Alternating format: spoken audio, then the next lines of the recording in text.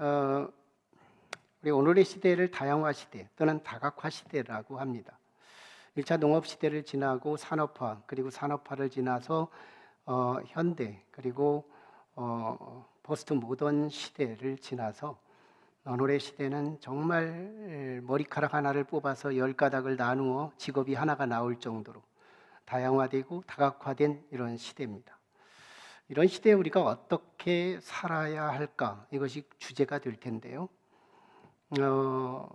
여기에 경영학자였던 마이클 포터라는 사람은 우리가 늘 나눴던 얘기지만 한 가지 명제를 소개합니다.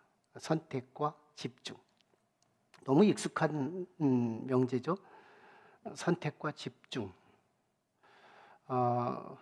우리가 이 시대에 다양하고 멀티하고 풍성하지만 이 시대를 성공적으로 살아갈 수 있는 것은 가치 있는 선택, 그리고 거기에 얼만큼 집중하고 몰입할 것인가가 성공의 비결이다. 이것도 가치 있고 저것도 가치 있고 다 한꺼번에 다 많이 가지고 있는 10가지 은사를 가진 것이 아니라 한 가지 은사에 땀을 흘리고 집중할 수 있는 사람, 이 사람이 시대를 빛내고 이 사람이 하나님의 역사를 쓴다, 이런 얘기입니다. 여기에 가장 아마 그래도 모든 삶 속에서 입증한 사람들과 그 기관들은 수없이 많은데요. 특별히 우리 애플사의 창업자였던 스티브 잡스가 대표적인 인물이 됩니다. 그가 애플사를 창업을 했지만 어느 한 기간 동안 굉장한 고비를 경험해요. 그러다가 어느 한때 그가 아주 작심을 하는데 선택과 집중의 원리로 회사를 운영합니다. 그리고 문어발처럼 늘어나는 모든 프로젝트들을 다 아주 단호하게 끊어내요. 이거 포기, 우리 회사 이거 버리겠다. 버리는 것이 굉장히 많습니다. 그리고 오직 그 애플 맥,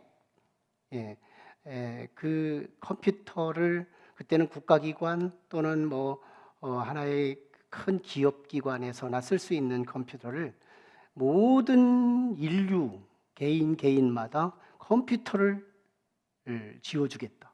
이 드림을, 이 꿈을 갖게 돼요. 그러면서 실제 오늘날 우리 모든 사람이 실제 컴퓨터를 들고 다니잖아요. 바로 이게 휴대폰, 이게 컴퓨터라는 거예요. 맥. 그래가지고 이 모든 세계 기업 중에서요, 주식 가치를 최고로 1등으로 높여줬던 사람, 이 사람이 마이클 피터였습니다. 우리 스티브 잡스였어요. 근데 그는 고집으로 승리하지만요, 고집으로 망한 사람이에요. 그는 하나님을 믿지 않았어요. 오히려 불교를 믿었습니다. 근데 이 회사를 운영하는데 고집스럽게 잘라내고요, 고집스럽게 밀어붙이고 이걸로 회사를 성공해요. 근데 그가 췌장암에 걸립니다. 매사에 야채를 먹어요. 고기를 먹지 않아요. 의사들이 고기를 먹어야 면역이 된다, 면역력이 생긴다, 아무리 구원해도 그 고집을 꺾을 수가 없어요.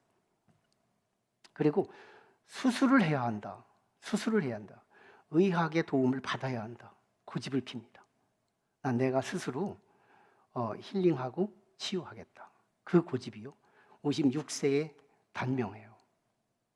그게 참 스티브 잡스는 고집으로 성공하고요, 고집으로 실패한 자, 대표적인 인물이 되죠. 근데요, 어쩌면 2000년 전 예수 그리스도께서 아마 현대에서 이 선택과 집중의 원리를 경험을 바탕으로 내놓은 원리지만 예수님은 경험도 하지 않으시고 2000년 전 벌써 사랑하는 제자들에게요, 선택과 집중의 원리를 가르쳐 주십니다. 이게 오늘 본문의 아우라예요. 전체적인 이미지입니다. 지난 시간에 우린 예수 그리스도께서 부활하셔서 40일 동안 여성들에게, 그리고 10명의 제자들에게, 11명의 제자들에게, 2명의 엠마오로 가는 제자에게, 11명의 제자에게, 500명의 제자에게, 심지어는 바울에게까지 부활은 보이는 거다. 부활은 보여주는 거다. 예수 그리스도께서 친히 이 땅에서 40일 동안 부활을 입증하십니다. 그리고 누가복음의 복음 원리와 십자가의 죽으심과 부활하심을 통해서 하나님의 나라의 완성까지 다 설명해 주세요. 그리고 제자들에게 이렇게 말씀합니다. 너희는 예루살렘을 떠나지 말고 내가 너희에게 분부하고 아버지께서 약속하신 것을 기다려라. 이렇게 말씀해요. 이때 약속하신 것은 성령이라고 했고요. 이때 성령은 성령 충만이 아니고 성령 세례라고 했습니다. 정말 그때부터 우리는 신생이라는 생명이 시작돼요. 예수 그리스도의 그 성령으로 우리가 거듭나서 우리 속에 있는 생명이 시작되는 거예요. 이 생명의 힘은요, 사람들이 아무리 땅을 밟아 독덩이가 되게 만드는 대지가 돼도 생명을 제어할 수 없대요. 돌이라고 해도 생명을 들썩거릴 수밖에 없대요. 생명의 그 힘, 이게 사도행전의 힘입니다. 그런데 4절에서 예수님이 너희는 예루살렘을 떠나지 말고 아버지께서 약속하신 것을 기다리라, 이 말씀을 하자 제자들이요, 오늘 본문에서 예수님에게 한 가지 질문을 통해서 본문이 시작돼요. 주님, 이스라엘의 회복이 이때입니까? 기다리라니까요. 아마 디데이 며칠 좀 지나면 분명히 이스라엘을 회복시키려고 하는 때가 이때가 아닐까, 근일에 일어나지 않을까, 이걸 생각하면서 물었던 거예요. 여기서 예수님의 제자들은 아직도요 멀었어요. 변화되기가 아직도 멀었어요. 예수님을 오해하고 있는 거예요.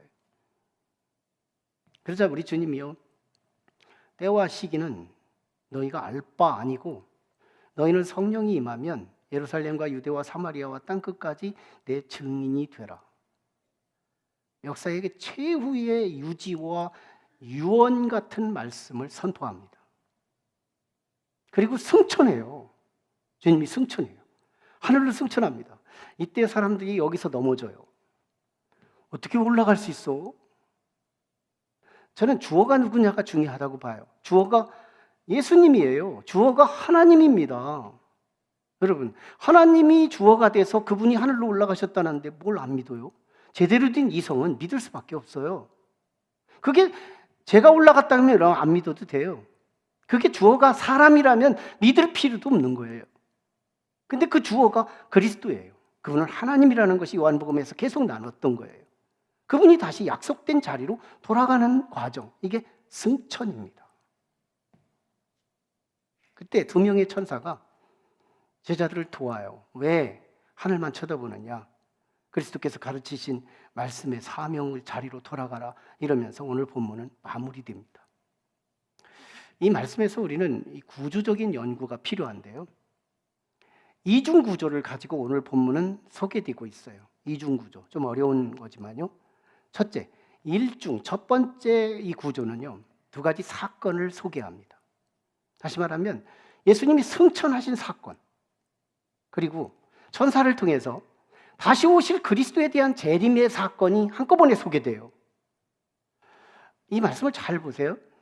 승천의 사건과 재림의 사건, 여기서 시간의 공간이 생깁니다. 시간의 공간. 그러니까 제자들로부터 시작해서 속사두 시대를 넘어 중세를 시대를 넘어 또 근세, 그리고 현대, 그리고 오늘 우리에게까지 실제 예수님의 승천과 예수님의 재림 그 기간에 살고 있는 거예요.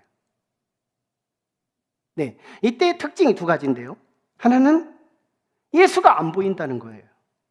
승천하셨기 때문에 예수가 안 보여요. 예루살렘에 가도 안 보여요. 그분은 승천했기 때문에요. 승천하신 그 시대, 그리고 다시 오실 그 시대 사이, 지금 이 시대를 살고 있어요. 이 시대를 가리켜서 2가지 특징이 있는데, 첫째가 예수가 안 보이는 시대예요. 근데 우리는 예수 믿어요? 어떻게 가능하냐는 거예요. 2번째 특징입니다. 이때 성령이 필요하다는 거예요. 성령이 뭔데요? 예수님 속에 있었던 에너지예요. 예수님 속에 있었던 성령, 영이에요. 그래서 그 영이 우리 속에 사모하는 자들에게, 회개한 자와 사모한 자들에게 다 나눠주시겠다고 약속한 것이 성령이거든요.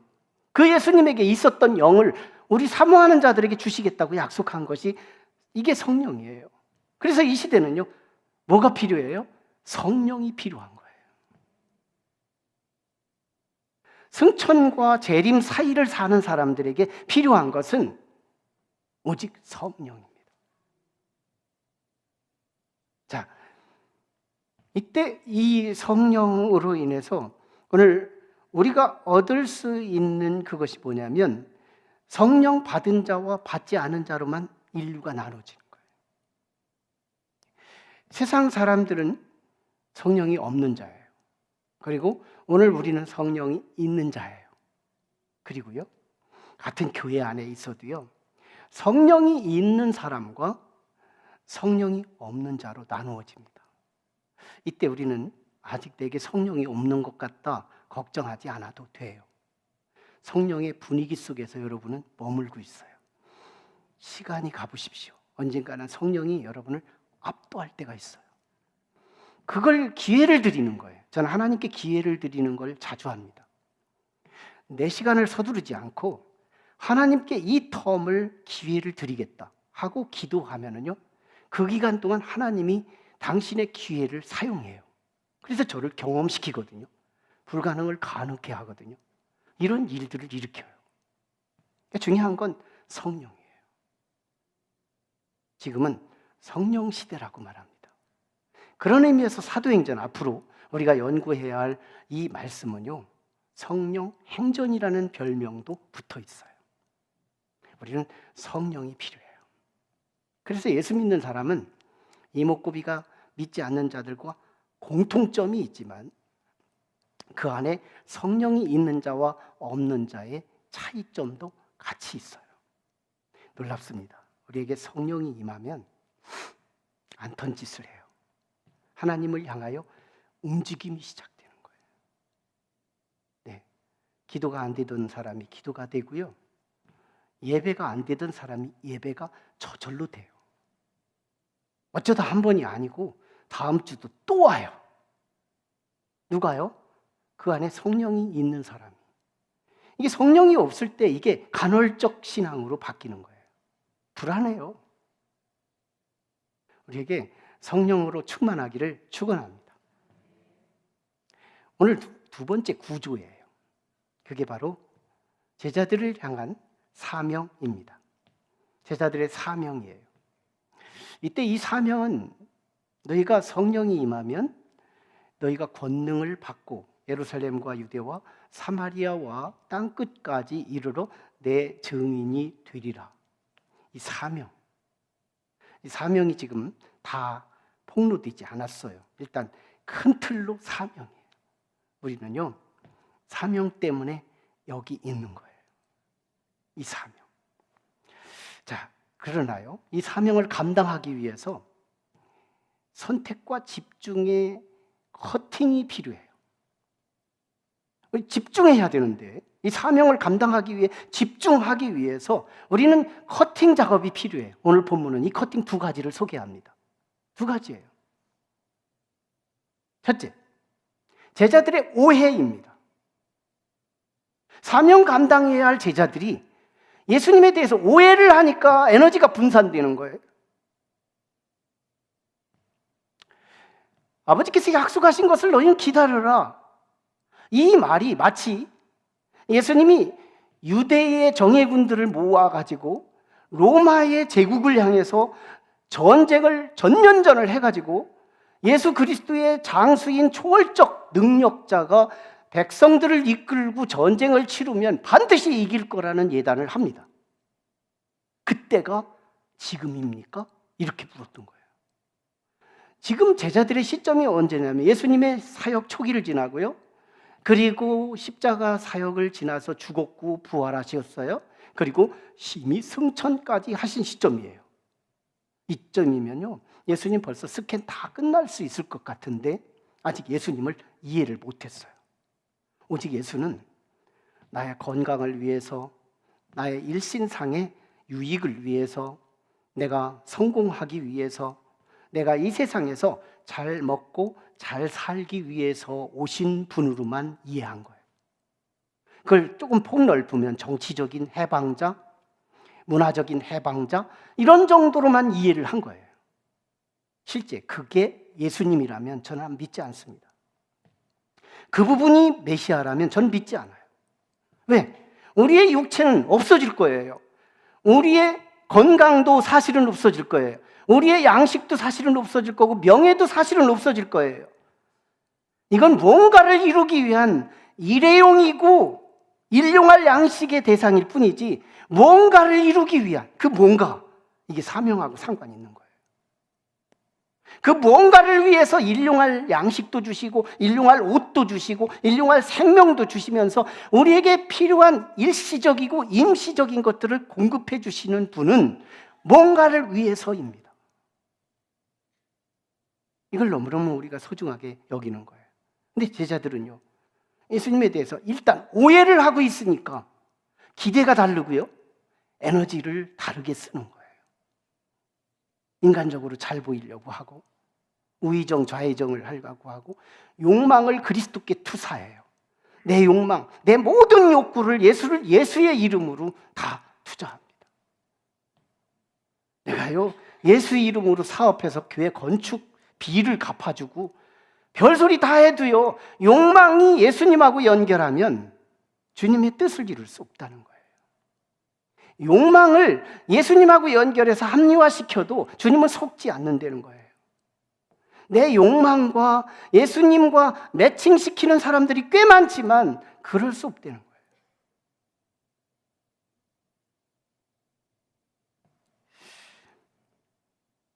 첫째는요, 주님이 말씀하는 것이 뭐냐면 너희는 시와 때는 상관할 바 없다. 오직 너의 사명만 감당하라. 이렇게 가르쳐 주신 거거든요. 우리 초등학교 때 참 재밌게 읽었던 동화가 있어요. 그게 토끼와 거북이의 경주입니다. 토끼와 거북이가 경주를 했더니 토끼가 이길 것이 뻔했지만 결과는 거북이가 이겼다는 거예요. 근데 원인을 분석해 보면 이런 원리가 있어요. 토끼는요, 스피드한 장점은 있지만 쉴 때와 달릴 때를 지가 결정해요. 쉴 때와 달릴 때를 자기가 결정합니다. 그래서 자기는 한 마루턱 올라가면 거기서 쉬고 자고 선택을 해요. 그러면서 목적지를 향해 가겠다는 거거든요. 그러니까 거북이는 달라요. 난 시간은 상관하지 않겠다. 난 시간은 내 소관이 아니고 나는 목적지를 향해서 가는 것뿐이다. 점심때도 지났을걸요? 저녁 때도 지났을지도 몰라요. 그는 점심때를 찾지 않아요. 오직 목적지를 향해서 일심, 집중하며 땀을 흘려가며 그 목적지를 향해 갔더니 거북이가 이겼습니다. 우리는요, 이 동화를 읽으면서 이렇게 생각해요. 어쩌다 한 번 그랬을 거야. No. 이 우화라고 하는 것은요, 세상에서 진리 같은 것을 우화라는 스토리 안에 담아서 오고 오는 모든 사람들에게 교훈하겠다는 것이 우화의 교훈의 목적이거든요. 오늘날도요, 여러분, 우리의 인생을 거북이 같은 인생과 토끼 같은 인생으로 나눈다면 거북이가 오늘 또 이깁니다. 토끼는 오늘날도 계속 지고 있는 거예요. 우리가 비유할 때 나의 스피드 장점, 나의 은사 장점 아무리 자랑해도요, 시간 주관하고 타임 주관하고 이런 사람들은 이길 수 없대요. 나 12월 달까지만 할 거야. 사명자가 그러면 안 된다는 거예요. 나 다음 달까지만 할 거야. 그 사이에 내 에너지는 빠져나가요. 내 사명의 강도가 빠져나가요. 사명자는 시계를 벗어버리는 거예요. 이게 에디슨이 한 말이에요. 시계를 버려라. 사명자는 스피노자처럼 내일의 종말의 시계가 보여지고 있어도 오늘 내가 해야 할 사명 사과나무 하나를 심겠다는 거예요. 이 정신 우리가 굉장히 필요하다는 거예요. 시화 때는 너희가 알 바 아니요 오직 너희는 예루살렘과 유대와 사마리아와 땅끝까지 이르러 내 증인이 되라. 이 말씀이 얼마나 중요한지. 두 번째 커팅해야 할 것이 있어요. 두 번째 우리가 사명을 위해 집중해야 하기 위해서 커팅해야 할 두 번째가 뭐냐면 제자들의 그릇된 자세, 즉 태도입니다. 예수님이 승천하니까요, 제자들의 마음은 만감이 오갔을 거예요. 너무 자명하죠? 신기하다 하면서 보는 제자들, 올라갔으면 언제 내려오실까 하는 제자들, 혹시 올라가다가 떨어지지 않을까 하는 제자들, 별 제자들이 있었을 거예요. 그때 천사가 일침합니다. 갈릴리 사람들아! 이때 천사들이 말하는 이 갈릴리 사람이라는 호칭은 메시지를 담고 있어요. 갈릴리 사람들아, 제자들아 얘기도 아니에요. 사도들아 이러지도 않아요. 갈릴리 사람들아, 누군데요? 고기에 취해 있는 사람들, 고기를 많이 잡아야 웃을 수 있는 사람들, 갈릴리 사람들아. 벌써 이미 책망이 묻어 있어요. 너희가 하늘만 언제까지 쳐다볼 거냐는 거예요. 예수는 이제 간 대로 다시 내려올 것이다. 그러나 그리스도께서 너에게 맡기신 그 사명, 이 사명을 감당하라. 1992년도 10월 28일 날 밤 12시예요. 우리나라 2단 중에 한 2단이 시한부 종말론을 선포합니다. 그래서 우리 한국 교회 일반인들까지 막 얼마나 소동했고 술렁거렸어요. 저도 하늘 쳐다봤다니까요. 그날 잠도 안 자고 12시에 혹시 오지 않을까.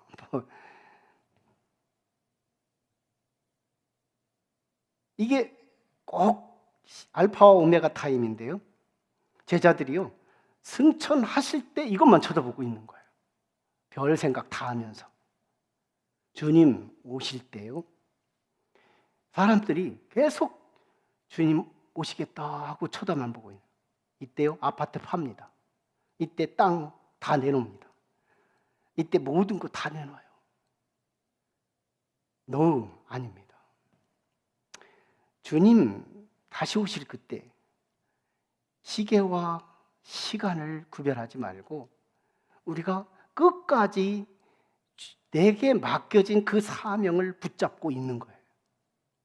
스피노자가 나는 내일의 종말이 시계가 보여도 오늘 사과나무를 심는다는 심정으로. 어떤 사람이 재림주를 만나느냐? 내가 하던 일을 하는 자예요. 주님이 충분히 설명하셨어요.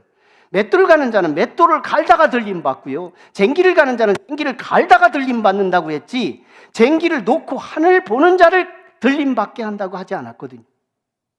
주님은 언제나 말씀하시는 거예요. 사명에 집중하라는 거예요.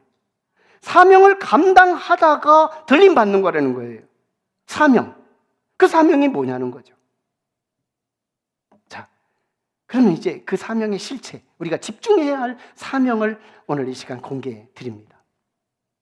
이 사명은요,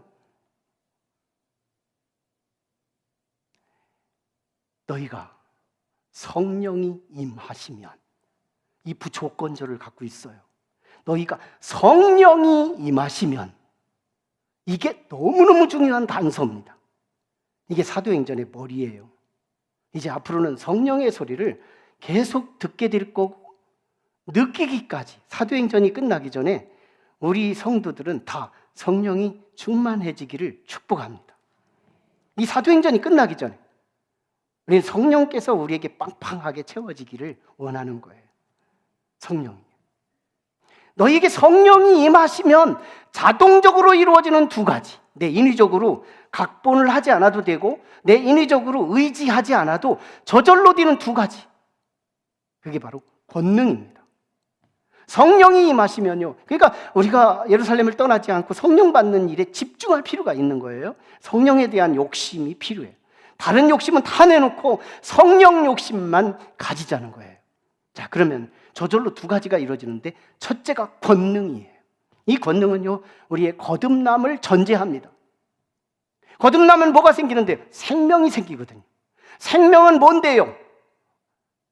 딱딱하게 굳은 대지를 들썩이면서 새싹을 드러내는 파워를 줘요. 거듭남. 생명을 드러냅니다. 생명. 돌이라도 드러내요. 새봄에 솟아나는 그 생명을 어떤 흙이 막을 수 있으며 어떤 돌이 그걸 막을 수 있겠냐. 생명을. 이 거듭남은 파워로 나타나요. 그리고요, 우리의 모든 삶 가운데 크고 작은 시련과 고통들을 다 이기는 힘을 줍니다. 권능이. 성령이 권능을 주는 거예요. 모든 시련을 뭘로 이겨요? 믿음으로 이겨가요. 아마 어제도 힘들으신 분들이 있었을 거예요. 그리고 오늘 또 힘든 분들이 있어요. 성령께서 여러분에게 함께하면요, 믿음으로 이기게 합니다. 믿음으로 이기게 해요.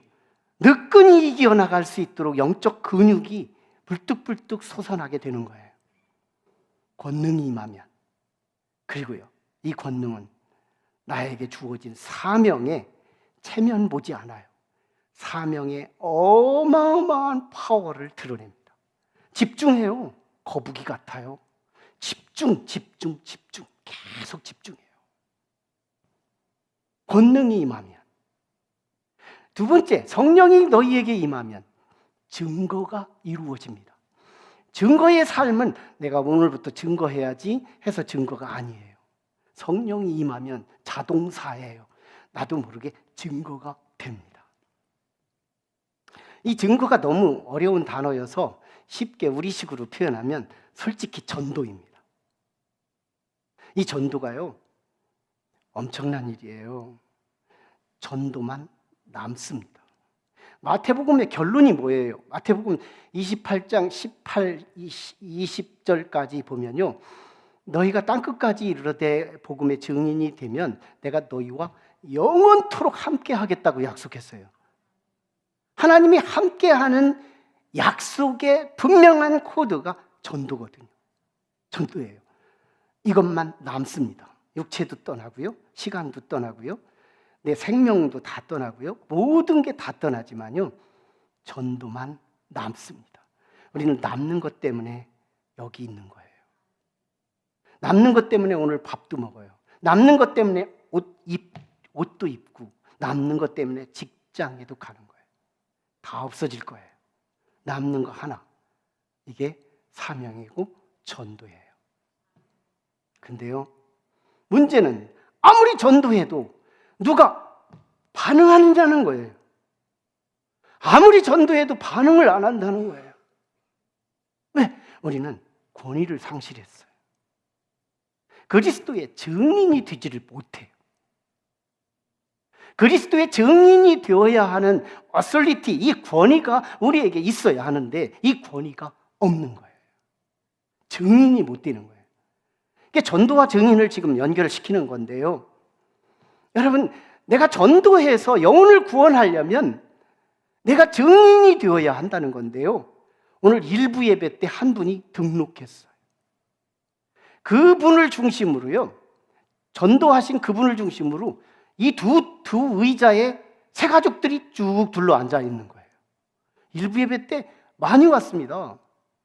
여러분, 이 일부 예배 때 두 테이블을 다 잡았는데요, 한 분이 전도한 거예요. 그래서 제가 그 한 전도한 분을 향해서 이렇게 말했어요. 나는 이 집사님이 성품을 자랑하고 싶습니다. 항상 언제나 늘 좋은 면에서의 성품이 계속 변하지 않아요. 그러니까요, 자기 직장 사장님 데려다 앉혀놨어요. 자기 남편, 평생 속썩이던 남편을 여기다 앉혀놨어요. 자기 식당 고객을 여기다 앉혀놨어요. 뭘까요? 그리스도의 증인. 이걸요, 우리 상처 입은 치유자라고 쓴 헨리 나우엔 박사가 예수 그리스도를 빗대서 증인되는 법을 가르쳐줘요. 여러분, 예수님은요, 이 땅에 사시면서 하나님의 증인으로 살았다는 거예요. 헨리 나우엔 박사가 하는 말이에요. 예수님의 생애는 하나님의 증인이었다. 그러면서 그 예수님 속은 하나님의 사랑으로 가득했고 하나님의 뜻으로 충만했으며 하나님의 열정으로 가득해서 다른 것에는 여지를 주지 못하는 그분. 그래서 그분이 손을 닿으면 가난한 자가 배부름을 느끼고 안진뱅이가 일어나고 실명한 자가 눈을 뜨고 38년 된 환자가 회복이 되고 그분 속에서 능력이 흘러가서 그들이 다시 재생할 수 있게 되더라는 거예요. 이게 그리스도의 하나님 증인인 거예요. 이제 한 분을 더 소개합니다. 레나 마리아라고 하는 여성이요, 저보다 2살 적은 사람인데 이 여자가 미국에서 태어날 때 2손이 없이 태어나요. 팔뚝이 다 없어졌어요. 누가 잘라간 거예요, 이거. 그리고 다리가 하나가 너무 짧고 그리고 걸을 수가 없는 거예요. 그가요, 수영을 배워요. 그가요, 노래를 합니다. 가곡을 불러가며 어마어마한 가수가 돼요. 모든 영역들이 그가 닿는 곳곳마다요, 기적이 탄생돼요. 88 올림픽에도 왔어요. 그리고 일본에 와서요, 지상파 그 TV에 나와서 공개적으로 일본 대국에서, 일본이 어떤 나라인데요? 하나님을 안 믿는 나라. 거의 1%가 될까 말까 하는, 정말 하나님 믿는 사람 보기 드문 그런 나라잖아요. 거기서요, 공개적으로 한 아나운서가 묻습니다. 레나 마리아, 당신은 어떻게 그렇게 기쁨이 가득할 수 있어요? 이렇게 물어요. 그때 레나 마리아의 대답입니다. 저요? 전 하나님이 나와 함께 하십니다.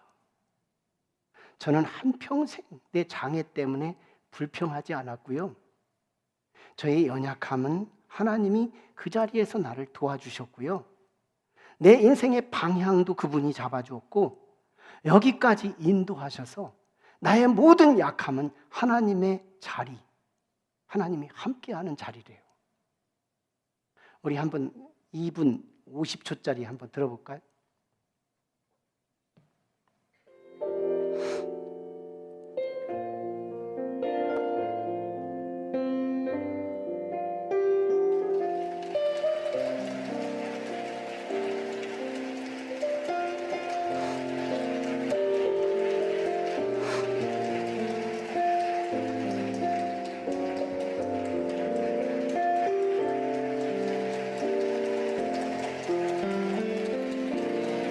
저는 스웨덴에서 태어났고요.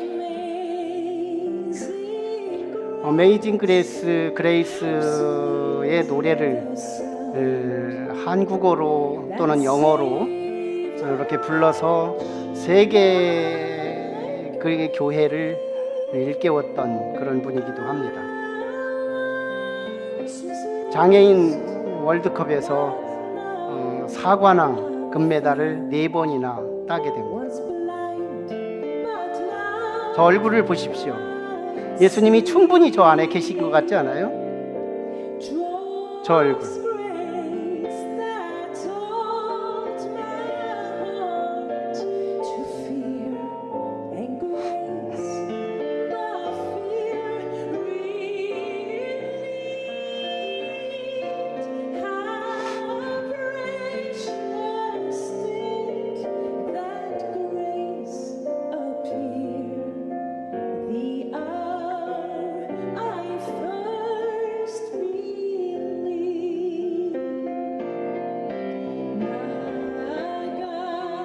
우리말로 합니다.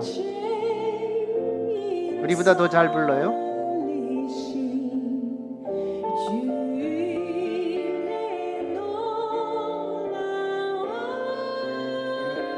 그리스도의 증인이십니다.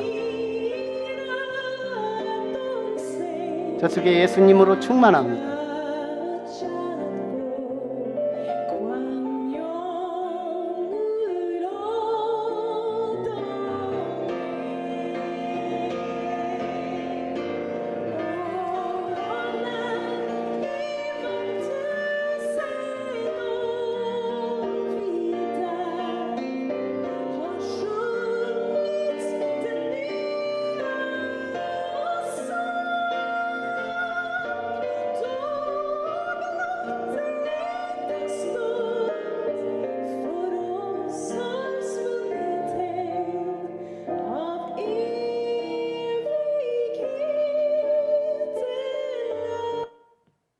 네.